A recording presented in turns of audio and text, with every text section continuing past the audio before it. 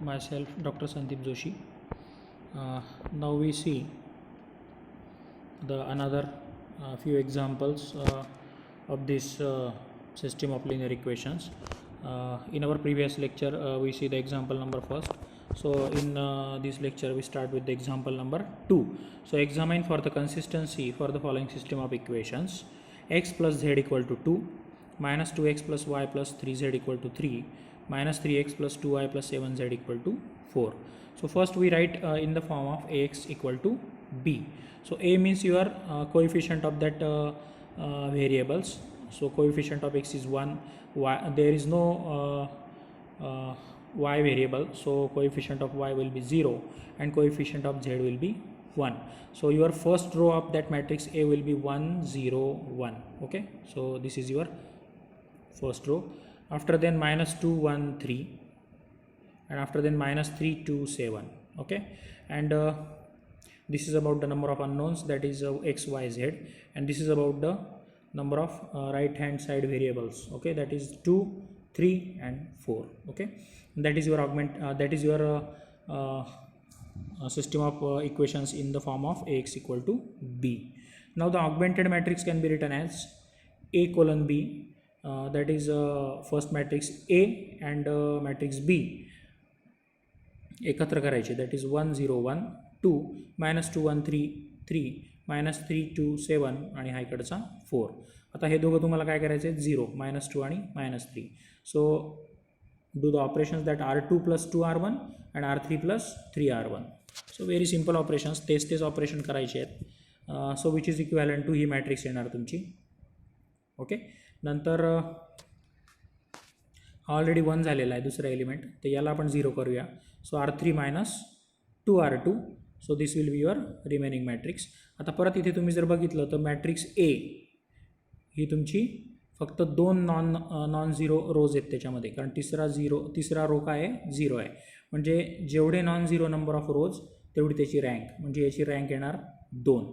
मात्र ऑगमेंटेड मॅट्रिक्समध्ये जर बघितलं तर तिसरा रो सुद्धा नॉन झिरो आहे. ओके, म्हणजे तिघही नॉन झिरो रोज असल्यामुळे त्याची रँक काय असणार, 3.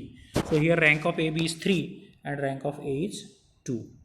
So again rank of A is not equal to rank of AB, and therefore given system is inconsistent. Okay, now we see another example, that example number 3. So examine the following equations for the consistency, and if consistent then solve them. So the equations are x plus y plus z equal to 6, 2x plus y plus 3z equal to 13, 5x plus 2y plus z equal to 12, 2x minus 3y minus 2z equal to minus 10. आता ax equal to b form मध्ये मला वाटतं तुम्हाला लिहिता येते. Okay, आपण पहिले दोघं एक्झाम्पल डीपली समजून घेतलेले आहेत. सो ती सिस्टीम आली तुमची. So given system of equations in matrix form can be written as या पद्धतीने. Okay, so this is your matrix A, this is your number of unknowns, and these are the number of variables on right hand side. Okay, so this is your ax equal to b matrix. Now the augmented matrix of that matrix will be ax equal to B लिहिल्यानंतर त्याचे augmented matrix म्हणजे तिथे A matrix पण येते आणि बी matrix पण येते. आता हे 2 5 2 काय करायचे, 0. So do the operation that r2 minus 2 r1, r3 minus 5 r1 आणि r4 minus 2 r1. Okay, and then we get this matrix. Okay, after doing the operations. नंतर आता इथे आपल्याला 1 करायचा आहे, ह्या -1चा. मग आपण या पूर्ण रोला काय करूया, -1ने मल्टिप्लाय करूया. So by r2 into -1. So this will be your second row only. Okay, बाकीचे सगळे रो काय सेम. आता ह्या 1च्या खालचे एलिमेंट काय करायचे, 0 करायचे. So r3 plus 3 r2, r4 plus 5 r2. Okay, so this will be your remaining matrix. Okay, नऊ आता हा तिसरा जो -7 आहे तिथे काय करायचं आहे, तुम्हाला 1 आणायचं आहे. बाय मेथड तुम्हाला काय करायचे, हे डायगोनल एलिमेंट्स काय करायचे असतात, सगळे 1 करायचे असतात, आणि त्याच्या खालचे सगळे लोअर डायगोनल एलिमेंट्स काय करायचे असतात, 0. This is actual method. Okay, so या -7चा जर 1 करायचा असेल so divided by -1/7. So r3 into -1/7 you get this matrix, that is 1 1 1 6 0 1 -1 -1 0 0 1 3. कारण 7 3 21, 21ला 7ने भाग जातो त्यामुळे 3 आला, आणि हा सेम 0 -9 -27. आता ह्या -9ला तुम्हाला काढायचं आहे. So R4 + 9R3 and after doing this operation हा पूर्ण रो तुमचा काय होतो चौथा 0 होऊन जातो. ओके, म्हणजे तिथे फक्त 3 नंबर ऑफ रोज जे आहेत, 3 रोज जे आहेत, रो नंबर 1, 2 आणि 3 हे काय नॉन झिरो आलेले आहेत. ओके, आणि त्याच्यामुळे त्या दोघही रोजमधले त्यातला रँक ऑफ ए पण 3 येणार आणि रँक ऑफ ऑगमेंटेड मॅट्रिक्स पण 3 येणार. ओके, कारण मॅट्रिक्स एमध्ये पण 3 जे रोज आहेत ते नॉन झिरो आहे आणि ऑगमेंटेड मॅट्रिक्समध्ये तर ऑलरेडी 3 नॉन झिरो रोज आहेतच. देअरफॉर दोघांची रँक काय आली सारखी. That rank of A B equal to 3 equal to rank of A equal to number of unknowns and therefore the system is consistent. Okay, आणि कन्सिस्टन्स असल्यामुळे त्याला युनिक सोल्युशन असणार. Now the given system of equations is equivalent to the system. आता बघा, परत आपण मागच्या स्लाईडला जाऊया. आता याला परत तुम्हाला इक्वेशन फॉर्ममध्ये कन्वर्ट करायचं आहे. तर ह्या मॅट्रिक्स एला म्हणजे पहिले हे जे 3 रो आहेत, पहिले 3 कॉलम म्हणजे पहिली 3x3 मॅट्रिक्स, याला तुम्हाला XYZ ह्या मॅट्रिक्सने म्हणजे नंबर ऑफ अननोन्सच्या मॅट्रिक्सने जर मल्टिप्लाय केलं तर पहिलं इक्वेशन येणार x + y + z equal to 6. दुसरं इक्वेशन येणार y - z इक्वल टू -1 आणि तिसरं इक्वेशन फक्त z इक्वल टू 3. अशा पद्धतीने तुमची सिस्टीम तयार होणार. ती इथे लिहिलेली आहे बघा. z इक्वल टू ऑलरेडी 3 मिळाला, तो याच्यात टाकला, त्याच्यावरनं y मिळेल. मग y आणि z दोघंही मिळाले की ते ह्या इक्वेशनमध्ये टाकणार की x मिळेल. आणि या पद्धतीने so z equal to 3 and therefore y equal to z - 1 या इक्वेशनवरून and x equal to 6 - y - z आणि ह्या पद्धतीने तुम्हाला x, y, z चे व्हॅल्यू मिळतील. And therefore required solution is x, that is number of unknowns 1, 2 and 3. Okay, now we see another one example which is also very important, that if matrix A equal to 2, 1, -1, 1, -2, 3 and -1, 3, -4, find A inverse, hence solve the following system of linear equations. Okay, April 12ला आलेला आहे हा problem. त्याच्यामध्ये system of equations दिलेले आहेत. Actually system of इक्वेशन्सचे जे coefficient आहेत तेच या मॅट्रिक्समध्ये तुम्ही जर ऑब्झर्व केलं तर बघा 2, 1, -1, 1, -2, 3 आणि -1, 3, -4. Okay, so 2, 1, -1 equal to 2x + y - z equal to -1, x - 2y + 3z equal to 9 and -x + 3y - 4z equal to -12. Okay, तर सुरुवातीला तुम्हाला काय करायचं आहे, याचा ए इन्व्हर्स काढायचा आहे. Now you know the formula for A inverse, that is A inverse equal to adjoint of 1 determinant of A into adjoint of A. पहिल्या चॅप्टरमध्ये आपण शिकलेलं आहे. What is the formula of A inverse? It is 1 determinant of A into adjoint of A. मग सगळ्यात पहिले आपल्याला काय करावं लागेल, त्याचा determinant. So determinant of A will be, आता डिटर्मिनंट परत मी तुम्हाला सांगणार नाही आहे कारण खूप वेळेस आपण 11वी 12वीमध्ये पण घेतलेला आहे. Okay, so determinant is -2. इथं ऑलरेडी तुम्हाला कॅल्क्युलेट करून दिलेला आहे. ओके, नाव आता ॲडजॉइंट ऑफ ए काढायचा म्हणजे तुम्हाला त्याचा मॅट्रिक्स ऑफ कोफॅक्टर काढावा लागेल. बरोबर आहे, म्हणजे त्यासाठी त्याचे मायनॉर्स, कोफॅक्टर्स आणि त्यानंतर त्याचा कोफॅक्टर मॅट्रिक्स. ओके, तर इथे तुम्ही ते सगळं बुक्समध्ये सॉल्व करताना परत करू शकतात किंवा इथे आपण एक्सप्लेन करताना काय घेणार आहे, फक्त मॅट्रिक्स ऑफ कोफॅक्टर्स. पण त्यासाठी तुम्हाला पहिले काय काढलेले असले पाहिजेत, मायनॉर्सवरून त्याचे कोफॅक्टर आणि त्यानंतर हा कोफॅक्टरचा मॅट्रिक्स हा जो इथे आलेला आहे. And what is mean by adjoint, इथे थोडंसं रिव्हिजन होते तुमची. ॲडजॉइंट म्हणजे या कोफॅक्टर मॅट्रिक्सचा ट्रान्सपोज, म्हणजे हा पहिला रो काय होईल इथे कॉलम, दुसरा रो इथे दुसरा कॉलम, तिसरा रो इथे तिसरा column, and that is your adjoint of A. And now we know the formula for A inverse, that is 1 determinant of A into adjoint of A. So put that value, that is 1 upon -2 because determinant of A is -2 into that adjoint of A. Okay, so this is your adjoint of A. Now this is your A inverse. Now using that तुम्हाला ती system solve करायला लावलेली आहे. So given system in matrix form कशी लिहिली जाईल, that is Ax equal to B. So 2, 1, -1, 1, -2, 3, -1, 3, -4 into x, y, z equal to -1 9 -12 ही ती सिस्टीम आपण लिहून घेतली. Okay, that is A, this is your A into X म्हणजे XYZ equal to -1 9 -12. Now premultiplying both sides by A inverse. आता A inverse जो काढला आहे त्याचा यूज तर केला पाहिजे की नाही या एक्झाम्पलमध्ये, तेव्हाच तर ते इझी होईल की नाही सॉल्व करायला.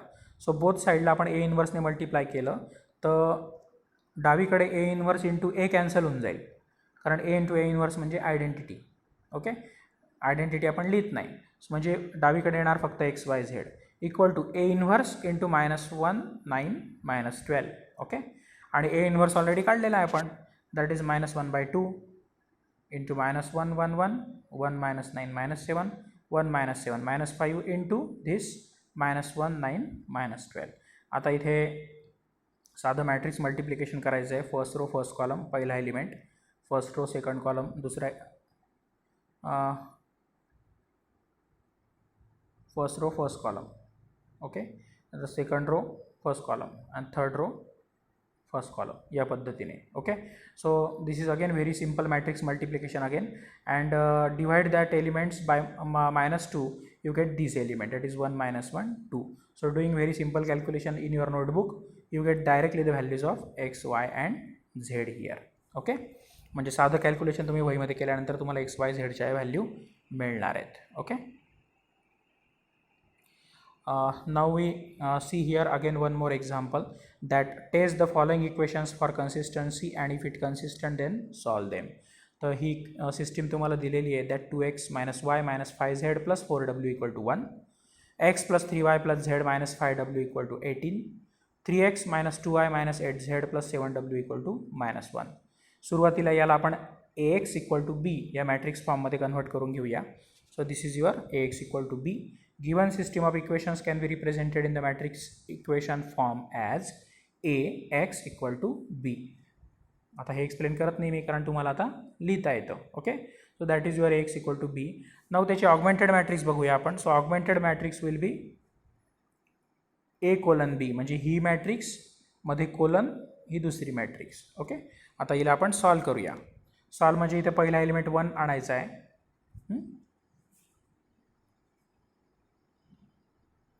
मग आपण पहिला रो आणि दुसरा रो काय करूया, इंटरचेंज. सो बाय R12 पहिला रो दुसरा झाला, दुसरा रो पहिला झाला. So that is your operation. नंतर हे 2 आणि 3 काय करायचे, 0. 2 आणि 3 काय करायचे, 0. So R2 - 2R1 R3 - 3R1. So these are the operations. So matrix will be equivalent to this matrix. नऊ या -7चा काय करायचा आहे आता दुसऱ्या एलिमेंटचा 1. सिमिलरली या -11चा पण काय करून घेऊया आपण 1. So -1/7 R2 and -1/11 R3. इथं मायनस राहून गेलेला आहे. Okay, sorry. सो मायनस इथे घेतल्यामुळे सो -1/7 R2 आणि -1/11 R3. Okay, so after that operation या -7चा पण 1 होणार आणि -11चा पण 1 होणार. Okay, so this will be your remaining matrix. Okay, now आता हे जे खालचे 1 आहेत, हा इथला 1 हा आपल्याला काय करायचा आहे, 0. सो R3 - R2 हा खालचा 1. ओके, कारण हा 1 आपल्याला पाहिजे पण इथं 1 नको. लोअर ट्रायंग्युलर मॅट्रिक्स काय पाहिजे आपली, 0 पाहिजे. So R3 - R2. पण तसं केल्यामुळे काय होतं आहे की सगळा जो तुमचा थर्ड रो आहे तो पूर्ण काय होतो आहे, 0.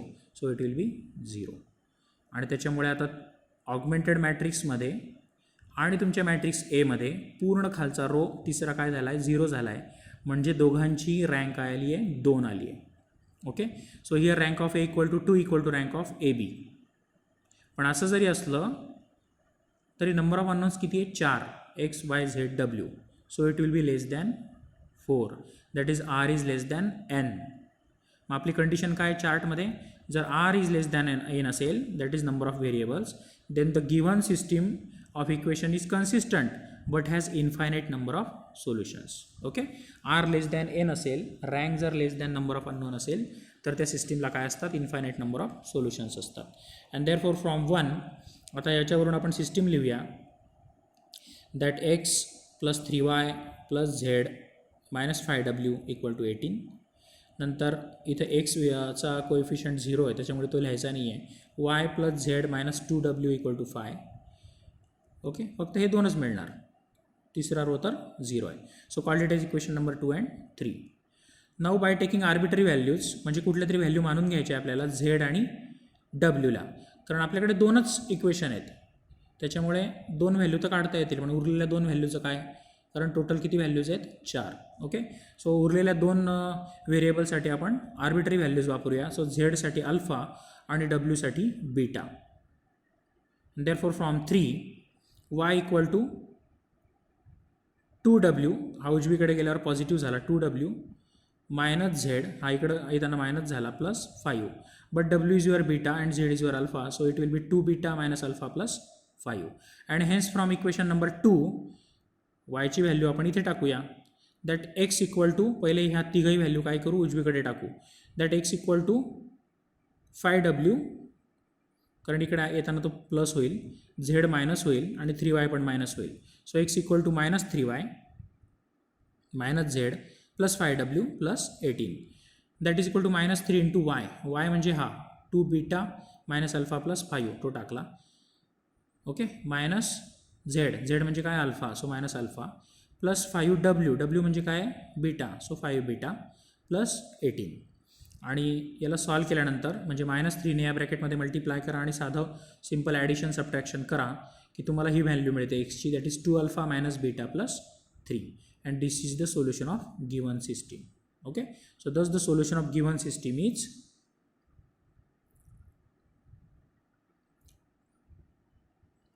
एक्सची व्हॅल्यू काढली आपण, वायची व्हॅल्यू काढली, वरती सॉल्व केलेली आहे, झेडला आपण अल्फा मानला होता, डब्ल्यूला बीटा. ओके, सो इथपर्यंत जरी आन्सर लिहिलं तरी तुम्हाला फुल मार्क्स मिळतील परीक्षेमध्ये. पुढे काय केलं आहे त्याने, अल्फा सेपरेट केलेला आहे आणि त्याच्यानंतर एक कॉलम सेपरेट केलेला आहे. अल्फा कोणाकोणाला कॉलम आहे, 2 आहे इथे, -1 आहे इथे, 1 आहे आणि इथे 0 आहे, कारण इथे अल्फा टर्म नाही आहे. सो अल्फा इंटू 2 -1 1 0 प्लस बीटासाठी काय आहे, इथे -1 इथे 2 इथे 0, कारण इथे नाहीच आहे बीटा, आणि इथे 1, सो -1 2 0 1 प्लस कॉन्स्टंट काय काय आहेत 3 5 0 0. So where alpha and beta are the arbitrary scalars. Okay, so this is about the examples when R is less than N. Okay, म्हणजे इन्फायनाईट नंबर ऑफ सोल्युशन्स कसे काढायचे त्यासाठीचं हे example. Okay, so in this lecture we see another 4 examples of this topic. Now we stop here in this lecture. In our next lecture we see another 2-3 examples on this topic. Till now we stop here. Thank you. But there is one more instruction to you, that please write the notes by pausing the lectures in your notebook. हे सगळेच्या सगळे example काय करा, तुमच्या नोटबुकमध्ये लिहा आणि ते solve करायचा प्रयत्न करा. मी इथे सगळेच्या सगळे एक्झाम्पल तुम्हाला समजून सांगितलेले आहेत, पण एकदा लिहिणे म्हणजे 10दा वाचणे, त्याच्यामुळे हे सगळे एक्झाम्पल तुमच्या नोटबुकमध्ये लिहा आणि ते सॉल्व करायचा प्रयत्न करा. Okay, in our next lecture we start with the example number 6. Okay, so till now we here stop. Thank you.